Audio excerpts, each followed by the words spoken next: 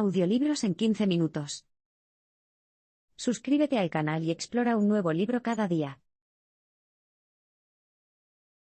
La invención de las ollas y sartenes para cocinar fue uno de los mayores avances de la historia de la humanidad.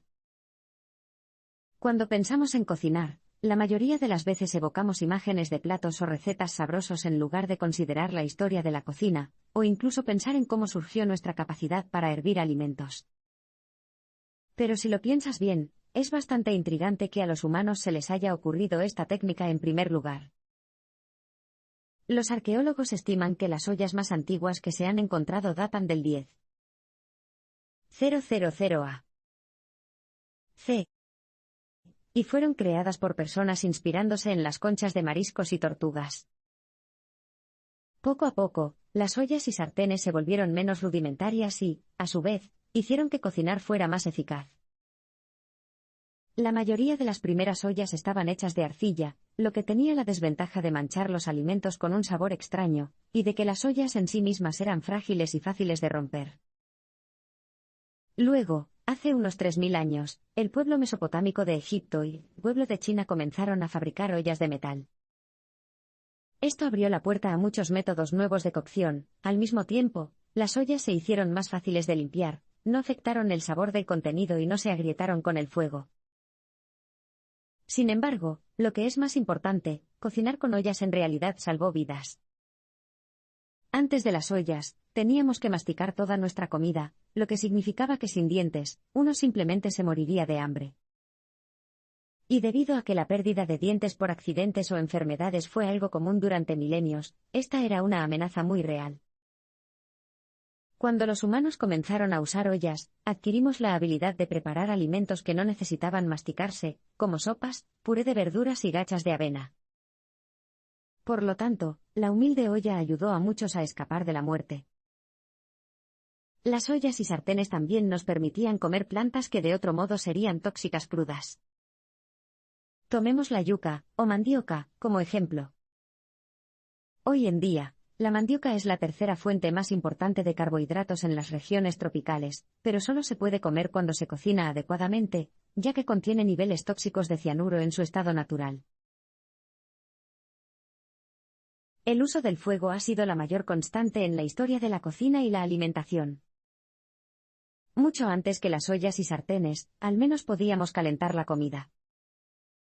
No podemos decir exactamente cómo descubrimos que podíamos utilizar el fuego para preparar la comida, pero no cabe duda de que fue un asunto impredecible, ya que el fuego tenía que estar encendido y mantenido en todo momento.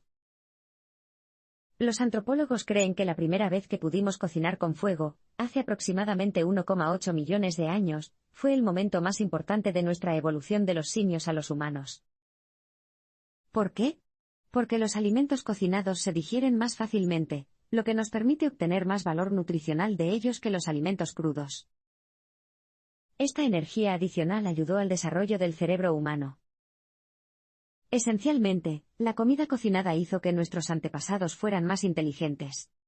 Además de su papel integral en la cocina, la chimenea siempre ha sido el centro de cada vivienda. La gente tendría chimeneas abiertas para cocinar, calentarse y socializar, a pesar de que las fogatas abiertas son muy peligrosas. No era raro que los niños cayeran al fuego, o que se prendiera fuego a la ropa de las mujeres por estar demasiado cerca de él. En la Europa medieval, el personal de cocina incluso trabajaba desnudo para hacer frente al calor opresivo. El humo de las fogatas también puede ser mortal y provocar bronquitis, enfermedades cardíacas y cáncer, que siguen siendo una amenaza en los países en desarrollo, donde la gente sigue cocinando sobre fogatas abiertas. Con el tiempo, las cocinas modernas han desarrollado una forma mucho más segura de utilizar el fuego.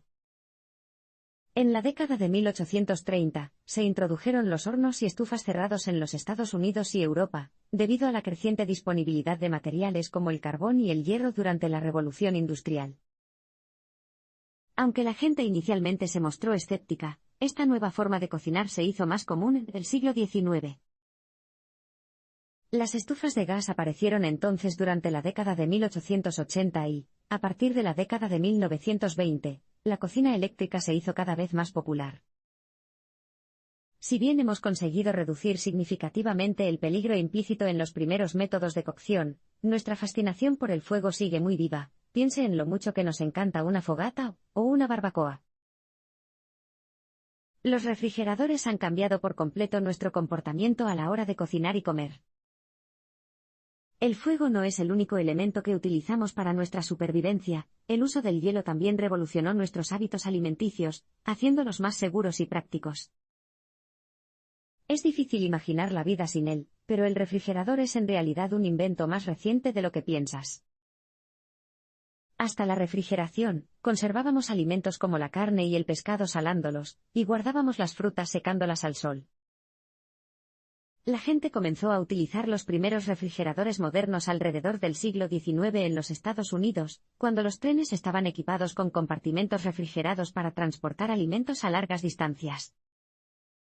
Sin embargo, la mayoría de las personas tenían dudas sobre la calidad de esos alimentos. Cuando llegó la década de 1930, los primeros refrigeradores fabricados para uso doméstico estuvieron disponibles en los Estados Unidos. Sin embargo, Europa tardó un poco más en ponerse al día y, en 1959, solo el 13% de los hogares del Reino Unido tenía un refrigerador, en comparación con el 90% de los hogares de los Estados Unidos. Puede que no sea obvio, pero el frigorífico ha cambiado nuestros hábitos culinarios de muchas maneras. Cuando los refrigeradores se hicieron omnipresentes por primera vez, su principal ventaja, por supuesto, era que nos permitían almacenar alimentos durante más tiempo. Esto, a su vez, tuvo dos beneficios. En primer lugar, pudimos disfrutar de alimentos que de otro modo se habrían estropeado, como frutas y verduras frescas, durante mucho más tiempo que antes. En segundo lugar, ya no era necesario hacer un viaje diario para comprar alimentos, ya que podíamos vivir de los suministros que teníamos en casa. Los voluminosos paquetes económicos que llenan nuestros supermercados hoy en día habrían sido inimaginables sin una nevera. La posibilidad y la facilidad de almacenar los alimentos han cambiado incluso lo que comemos. Tomemos el yogur, como alimento tradicional de Oriente Medio. Hubo un tiempo en que era casi inaudito en Europa y los Estados Unidos. Solo cuando la refrigeración se hizo común, de repente se convirtió en un alimento de uso diario en el mundo occidental, y también en una industria millonaria. Nuestra cultura, nuestros hábitos alimenticios e incluso nuestra anatomía están influenciados por nuestros cubiertos. A medida que paseamos por los pasillos de nuestros modernos supermercados, especialmente por la sección de productos preparados con deliciosos sándwiches y ensaladas de frutas para llevar, parece que podríamos sobrevivir fácilmente sin cuchillos. Pero, por supuesto, las cosas alguna vez fueron muy diferentes. De hecho, cortar, picar y rebanar son las formas más antiguas y primitivas de procesar los alimentos. Dicho esto, el uso de herramientas para cortar no se limita a los humanos, los simios y los chimpancés también lo hacen.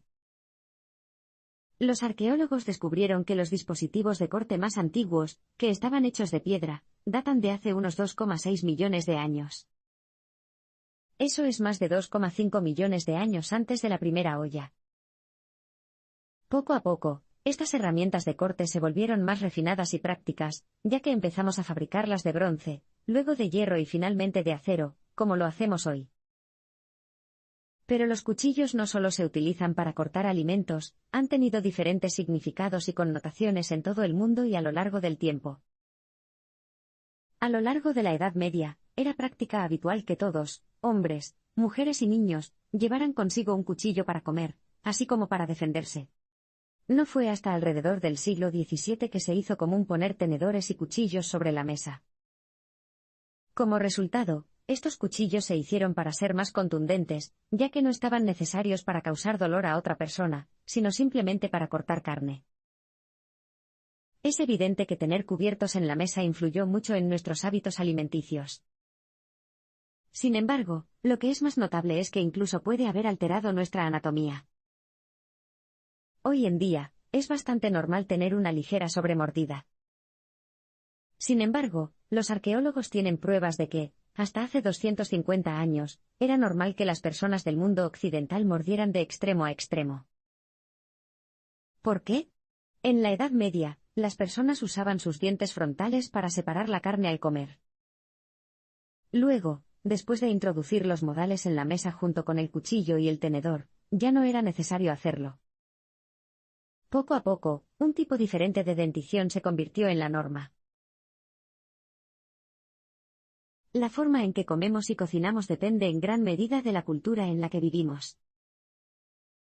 Por lo tanto, la cuchillería y la cultura están más entrelazadas de lo que cabría pensar y, de hecho, la forma en que usamos los cubiertos ha cambiado con el tiempo. Pero no es solo el tiempo lo que cambia nuestros hábitos, las diferentes culturas también han establecido sus propias reglas a la hora de cenar. ¿Crees que solo hay una forma correcta de comer con los cubiertos puestos delante de ti? Estarías equivocado. Las concepciones de etiqueta correcta y apropiada varían mucho de una cultura a otra. Si bien en los Estados Unidos es normal cortar todo con cuchillo y tenedor, luego dejar el cuchillo a un lado, y comer con el tenedor en la mano derecha, esto se consideraría extraño en Europa, donde el cuchillo y el tenedor se sujetan en todo momento y se corta todo mientras se come. Luego, por supuesto, están las culturas que no usan cuchillos ni tenedores en absoluto. Los palillos, por ejemplo, pueden dificultar que los extranjeros eviten un paso en falso delante de sus anfitriones. En China, la comida se coloca en tazones grandes en el centro de la mesa, donde cada uno se toma las porciones con sus propios palillos.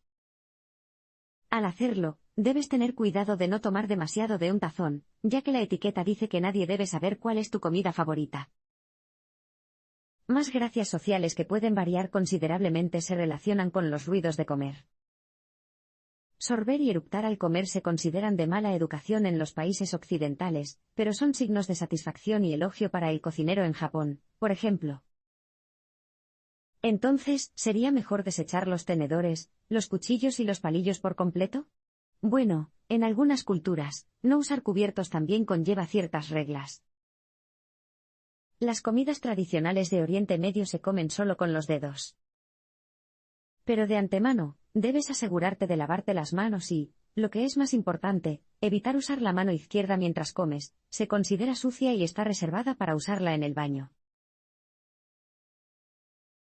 El arte de medir en la cocina ha sido un tema de continuo interés y cambio durante los últimos siglos. Cocinar requiere observación y medición, el calor, el tiempo y la cantidad son de suma importancia. Entonces, ¿cómo podemos medirlos exactamente?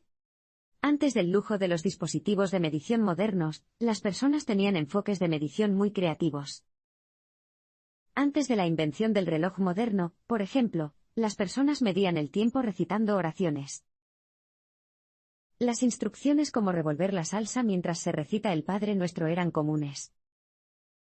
Las culturas que conocían la oración estaban familiarizadas con su ritmo y su momento debido a los servicios religiosos, lo que la convertía en un método eficaz de cronometrar.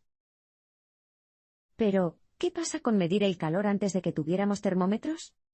Para saber cuándo el horno estaba completamente precalentado y listo para la masa, los panaderos ponían su mano directamente dentro del horno.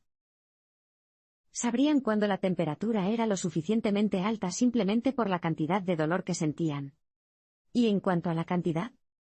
Durante la Edad Media, la cantidad se medía en tazas, como la harina, el agua y el azúcar. Sin embargo, este era un método bastante impreciso, ya que las tazas miden el volumen y la densidad en lugar del peso, y los tamaños de las tazas en sí también variaban.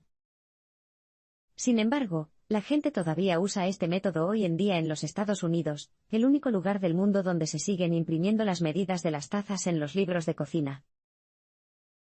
Sin embargo, en general, nuestras técnicas de medición se han vuelto cada vez más sofisticadas. Con la proliferación de dispositivos que permiten medir con precisión, muchos cocineros están fascinados con la ciencia exacta de preparar un banquete. Algunos están descartando los termómetros estándar en favor de herramientas que pueden medir la temperatura interna, como el interior y el exterior de un bistec.